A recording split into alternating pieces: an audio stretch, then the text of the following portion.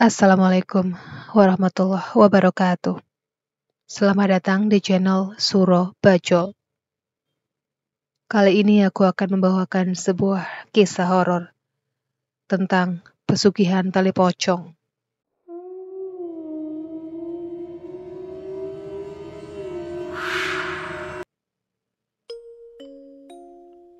Sudah 2 tahun berlalu, Sariem hidup sendirian. Bukan tanpa alasan. Dia tidak mau meninggalkan rumah tersebut yang merupakan peninggalan suaminya tercinta.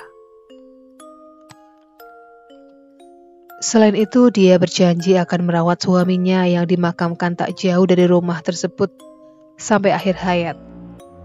Meskipun begitu, tinggal sendirian bukan berarti hal buruk bagi Sariem. Suaminya yang dulunya jadi pengusaha kaya raya itu meninggalkan begitu banyak harta berlimpah. Sariem hanya tinggal bertahan hidup dengan harta itu. Bahkan masih bisa diturunkan ke anak cucu. Lagi pula kedua anak laki-lakinya yang merantau juga masih sering mengunjungi ibunda yang menjadi satu-satunya orang tua yang harus mereka jaga. Terlebih, besarnya cinta Sariem kepada suaminya membuatnya tidak ingin berpindah tempat selain di sisi suaminya. Namun suatu hari, Sariem menemui hal aneh saat ziarah makam suaminya sore itu. Ketika berjalan menuju makam suaminya, makam itu terlihat sangat berantakan dari kejauhan. Aneh sekali, pikir Sariem. 3 hari yang lalu saat Sariem membersihkan makam itu seperti biasanya, makam itu terlihat bersih dan rapi. Ketika mendekati makam itu, Sariem terkejut bukan main. Astagfirullah, kata Sariem tak percaya dengan apa yang dia lihat. Dia menemukan tetesan darah dari bangkai ayam di atas makam tersebut.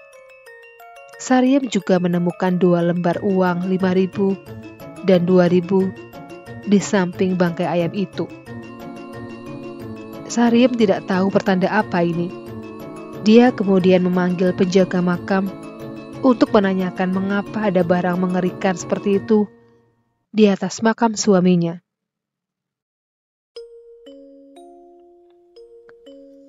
Saya tidak tahu, Bu.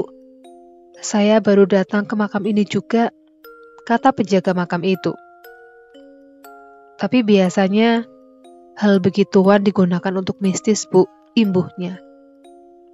Apa itu melibatkan mayat suami saya, Pak? Tanya Sariem khawatir. Kalau itu saya kurang tahu, Bu.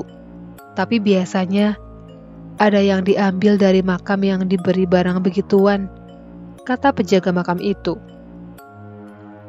Kalau begitu, saya minta tolong untuk mengecek kuburan suami saya, Pak. Saya tidak mau makam suami saya dirusak begitu saja. Tolong bantu saya memastikannya ya, Pak, kata Sariem memohon. Kemudian penjaga makam yang terlihat sedikit ogah-ogahan itu akhirnya menuruti permintaan Sariem. Sariem berdoa agar tidak terjadi apa-apa dengan jasad suaminya. Perlahan, penjaga makam itu membongkar sedikit demi sedikit kuburan suami Sariem. Astagfirullah, teriak penjaga makam itu. Ada apa, Pak? Tanya Sariem panik. Tali pocongnya hilang, Bu, katanya. Lutut Sariem seketika lemas. Mengapa ada orang yang tega sekali melakukan ini kepada suaminya? Seingat Sariem, semasa hidupnya, suaminya selalu berbuat baik dan tidak pernah mempunyai dendam dengan orang lain. Sebaiknya, Ibu lapor polisi saja, Bu, kata penjaga makam itu sambil menuntun Sariem menuju pos untuk menenangkannya. Setelah menyeruput teh yang diberikan penjaga makam, Sariem tak kuasa menahan matanya. Ia tak sadar telah tertidur di pos itu. Sar, kata seseorang memanggil Sariem pelan. Sariem yang samar-samar mendengar itu dalam tidurnya kemudian terbangun.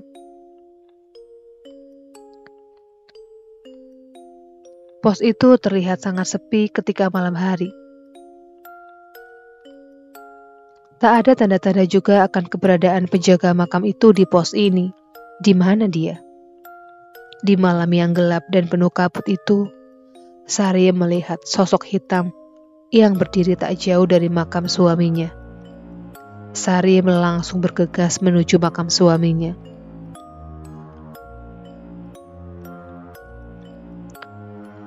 Takut ada yang mau merusak makamnya lagi. Sar. Suara pelan itu terdengar lagi. Sariem menghentikan langkahnya. Entah ini perasaannya saja atau bukan, tapi suara itu terdengar seperti suara suaminya. Sariem juga baru sadar kalau suara itu ternyata berasal dari sosok hitam yang ada di dekat makam suaminya. Sariem kemudian melangkahkan kakinya pelan hingga mendekati sosok yang terlihat jelas di belah kabut malam. Ayah. Sariem tak percaya dia akan melihat suaminya setelah 2 tahun ditinggal. Apa yang ayah lakukan di sini? Tanya Sariem. Tolong aku, Sar. Buat jiwaku tenang. Temukan pelaku yang mencuri tali pocongku, kata suaminya. Tapi aku tidak tahu siapa pelakunya, jawab Sariem sedih. Suroso, kata suaminya. Maksud ayah? Rival bisnis bebuyutan ayah itu, kata Sariem.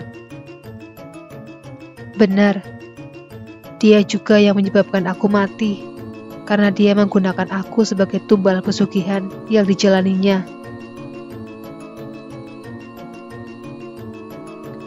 Dia melakukan itu agar aku tersingkir dari persaingan bisnis. Karena sekarang bisnisnya mulai tidak stabil lagi.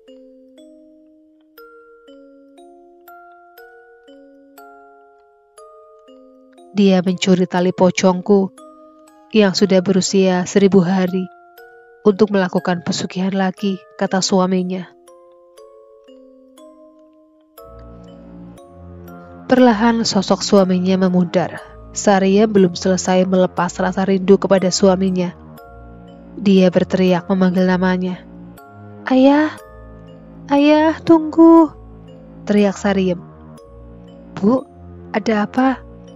Kata penjaga makam itu, sambil menggoyangkan tubuh Sariem yang sedang tidur.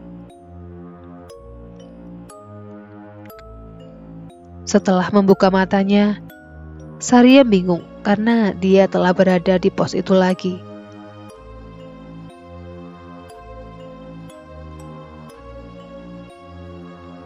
Penjaga makam kemudian menuntunnya untuk duduk dan memberikan air putih. Ibu mimpi buruk? Tanya penjaga makam itu. Sariem menggeleng. Meski ternyata itu hanyalah mimpi, Sariem senang karena dia bisa bertemu suaminya setelah sekian lama. Kini, dia hanya perlu mencari dan melaporkan Suroso atas tuduhan merusak makam dan pencurian tali pocong suaminya.